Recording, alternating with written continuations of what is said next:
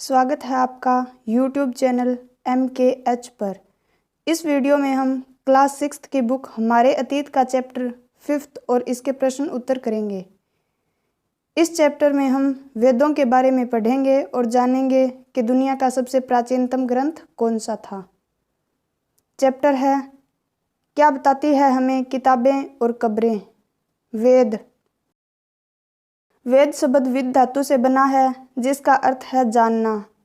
आर्यों के प्रमुख ग्रंथ वेद हैं जो संख्या में 4 हैं।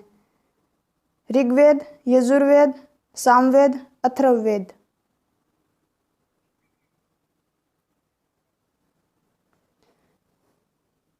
अब पढ़ते हैं ऋग्वेद के बारे में जो दुनिया के प्राचीनतम ग्रंथों में से एक था। ऋग्वेद सभी वेदों में प्राचीनतम एवं सर्वाधिक महत्वपूर्ण वेद है। इस वेद की रचना लगभग 3500 साल पहले हुई। ऋग्वेद में 1000 से ज़्यादा प्रार्थनाएं हैं जिन्हें सूक्त कहा जाता है।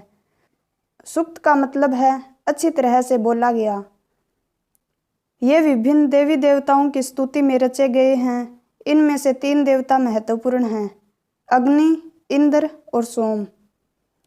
अग्नि आग के देवता, इंद्र युद्ध के देवता और सोम एक पौधा जिससे एक खास पेय बनाया जाता था।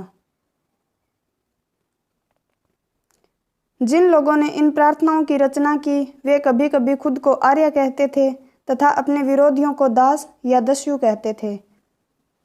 दस्यु वे लोग थे जो यज्ञ नहीं करते थे। दास वे स्त्री और पुरुष होते थे जिन्हें युद्ध में बंदी बनाया जाता था। वे अपने मालिक की संपत्ति होते थे। आर्य लोगों का भारत में आगमन। आर्य लोग मध्य एशिया से भारत में आए। वे सबसे पहले भारत के पंजाब में आकर बस गए। धीरे धीरे वे दक्षिण पूर्व की ओर बढ़े। ऐसा अनुमान है कि वे पूर्वी अफगानिस्तान से गंगा घाटी तक फैले हुए थे। आर्य लोगों का भोजन। आर्य लोग गेहूं, जौ तथा चावल का अपने भोजन में प्रयोग करते थे। इसके अतिरिक्त वे फल, सब्जी, दूध तथा मांस का भी प्रयोग करते थे। विशेष अवसरों पर वे एक विशेष किस्म के पौधे से बने रस का प्रयोग करते थे। इसे वे सोमरस कहते थे। ऋग्वेद की भाषा प्राक संस्कृत या वैदिक संस्कृत कहलाती है। यह आज पढ़ी जाने वाली संस्कृत से कुछ अलग है। संस्कृत और अन्य भाषाएं। संस्कृत भाषा भारोपीय भाषा परिवार का हिस्सा है। भारत की भाषाएं असमिया, गुजराती, हिंदी, एशियाई, कश्मीरी और सिंधी भाषाएं। फारसी और यूरोपीय भाषाएं अंग्रेजी, फारसी, जर्मन, यूनानी, इतावली, स्पेनिश आदि। इन्हें एक भाषा परिवार इसलिए कहा जाता है क्योंकि आरंभ में उनमें कई शब्द एक जैसे थे। उदाहरण के लिए मात्र संस्कृत में माँ, हिंदी में और मदर अंग्रेजी में। उपमहाद्वीप में दूसरे भाषा परिवारों की भी भाषाएं बोली जाती हैं। उदाहरण के लिए पूर्वोत्तर प्रदेशों में तिब्बत बर्मा परिवार की भाषाएं बोली जाती है। तमिल, तेलुगु, कन्नड़ और मलयालम द्रविड़ भाषा परिवार की भाषाएं हैं, जबकि झारखंड और मध्य भारत के कई हिस्सों में बोली जाने वाली भाषाएं ऑस्ट्रो एशियाटिक परिवार से जुड़ी हैं। ऋग्वेद की प्रार्थनाओं में अन्य दूसरी नदियों, खासकर सरस्वती, सिंधु और उसकी सहायक नदियों का भी जिक्र है। गंगा और यमुना का उल्लेख सिर्फ एक बार हुआ है। मवेशी, घोड़े और रथ। ऋग्वेद में मवेशियों, बच्चों व घोड़ों की प्राप्ति के लिए अनेक प्रार्थनाएं हैं। युद्ध। आर्य लोग उपजाऊ भूमि, चरागाह भूमि, मवेशियों तथा दासों को प्राप्त करने के लिए युद्ध करते थे। पानी के स्रोतों के लिए भी लड़ाइयाँ लड़ी जाती थी। अधिकांश पुरुष इन युद्धों में भाग लेते थे। घोड़ों को लड़ाई में रथ खींचने के काम लाया जाता था। यज्ञ। आर्य लोग यज्ञ करते थे। इन यज्ञों में घी, अनाज तथा जानवरों की आहुतियाँ दी जाती थी। ये आहुतियाँ वे अपने देवताओं को प्रसन्न करने के लिए देते थे। अग्नि, इंद्र और सोम उनके प्रमुख देवता थे। युद्ध में जीते गए धन का कुछ भाग सरदार रख लेते थे तथा कुछ हिस्सा पुरोहित, को दिया जाता था। लोगों की विशेषता बताने वाले शब्द। लोगों का वर्गीकरण काम, भाषा, परिवार या समुदाय, निवास स्थान या सांस्कृतिक परंपरा के आधार पर किया जाता रहा है। काम के आधार पर लोगों को दो समूहों में वर्गीकृत किया गया है, पुरोहित, राजा।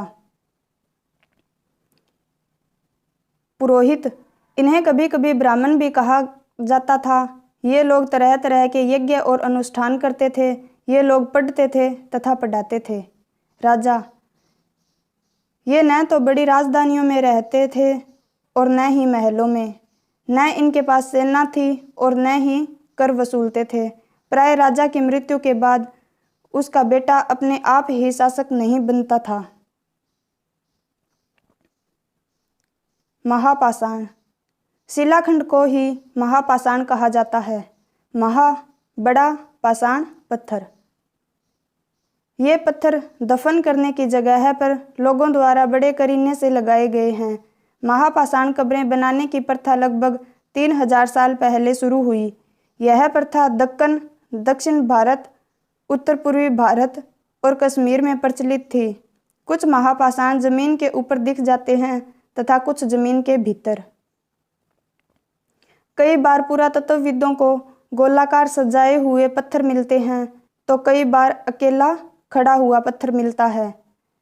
ये ही एकमात्र प्रमाण हैं जो जमीन के नीचे कब्रों को दर्शाते हैं।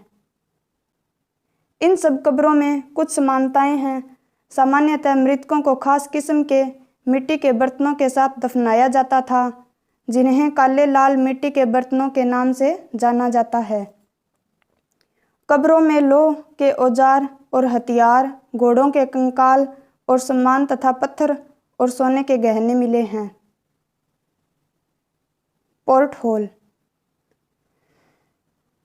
कब्रों के अंदर जाने के लिए एक रास्ता बनाया जाता था जिसे पोर्ट होल कहते थे। पोर्ट होल पर गोलाकार पत्थर या चट्टान चिन्हों का काम करते थे। इनामगांव, इनामगांव महाराष्ट्र में है। यह भीमा की सहायक नदी घोड़ के किनारे एक जगह है। इस जगह पर 3600 से 2700 साल पहले लोग रहते थे। आज से लगभग 2000 साल पहले चरक नाम के प्रसिद्ध वैद्य हुए थे। उन्होंने चिकित्सा शास्त्र पर चरक संहिता नाम की किताब लिखी। वे कहते हैं कि मनुष्य के शरीर में 360 हड्डियां होती हैं। यह आधुनिक शरीर रचना विज्ञान की 206 हड्डियों से काफ़ी ज़्यादा है। संभवतः चरक ने अपनी गिनती में दांत, हड्डियों के जोड़ और कार्टिलेज को जोड़कर यह संख्या बताई थी।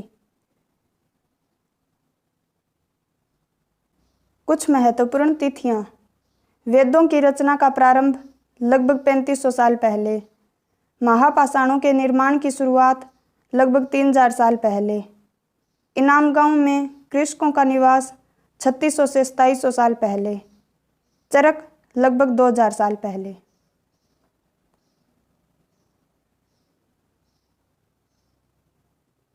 अब करते हैं अभ्यास के प्रश्न। प्रश्न 1 है, सुमेल करो। सूक्त अच्छी तरह से बोला गया। रथ युद्ध में प्रयोग किया जाता था। यज्ञ, यज्ञ अनुष्ठान को कहा जाता था। दास, दास क्या होता था? गुलाम। महापाषाण, महापाषाण सजाए गए पत्थरों को कहा जाता था। अब बढ़ते हैं नेक्स्ट क्वेश्चन की ओर।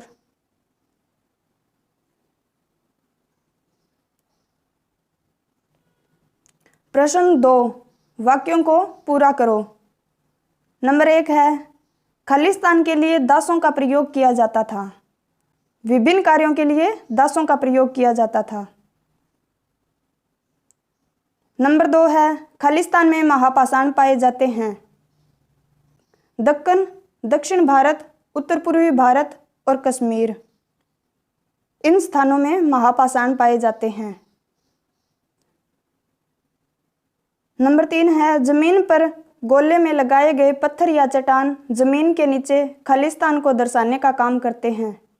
कब्रों को।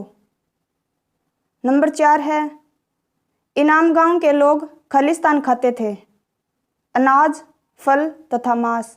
इनाम गांव के जो लोग थे वो अनाज, फल तथा मांस खाते थे। प्रश्न 3, आज जो किताबें हम पढ़ते हैं वे ऋग्वेद से कैसे भिन्न हैं?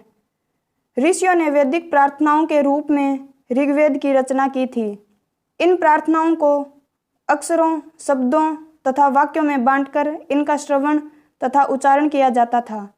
इन्हें कागज पर नहीं लिखा जाता था, इसलिए इन्हें पढ़ा नहीं जा सकता था, लेकिन आजकल की पुस्तकें कागजों पर छापी जाती है जिन्हें पढ़ा जा सकता है। प्रश्न 4, एक राजा का जीवन दास या दासी के जीवन से कैसे भिन्न होता है? ऋग्वेद काल में राजा का जीवन दास या दासी के जीवन से भिन्न होता था। दास तथा दासी युद्ध में बंदी बनाए गए स्त्री पुरुष दास या दासी कहलाते थे। दासों को बंदी बनाने वाले की संपत्ति माना जाता था। उन्हें अपने मालिक की हर आज्ञा का पालन करना पड़ता था। राजा मालिक होता था। वह युद्ध करता था, कर वसूलता था, एक बड़ी सेना रखता था। राजा यज्ञ कर सकता था, लेकिन दास यज्ञ नहीं कर सकते थे। प्रश्न 5, पुरातत्वविद कब्रों में दफनाए गए लोगों के बीच सामाजिक अंतर का पता कैसे लगाते हैं? पुरातत्वविदों को कभी कभी एक कब्र की तुलना में दूसरी कब्र में ज़्यादा चीज़ें मिलती है।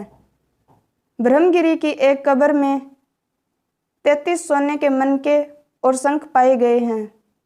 दूसरे कंकालों के पास सिर्फ कुछ मिट्टी के बर्तन ही पाए गए हैं।